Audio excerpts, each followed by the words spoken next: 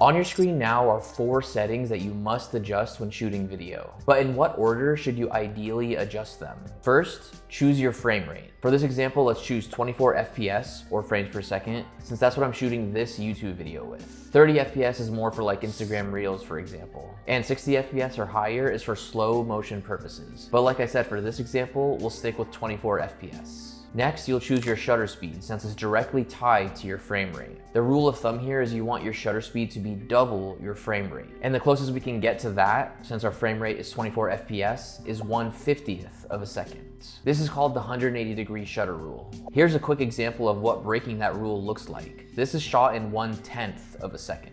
Next, we'll set the aperture for our desired depth of field. I'm shooting with an f2.8 lens currently, so that's what this is shot in. You'll notice that I'm fully in focus and the background is blurry. And if you want the background to be more in focus, shoot in a higher f-stop, like f8 or f11 for example, to increase the depth of field. And lastly, since both shutter speed and aperture affect exposure, it's now the ISO's job to properly dial in the exposure without introducing noise. Since I'm shooting this video in the S-Log color profile, the lowest ISO that I can shoot in is 800, and that's what I stuck with. The rule of thumb here is that the lower the ISO, the better. So here are the final settings of the YouTube video you're watching right now, in the order that I would adjust them. Feel free to use this as a frame of reference. For more in-depth videography basics where I dive deeper into everything we discussed in this video, as well as white balance and resolution, hop into this video on the screen now, and I'll see you there.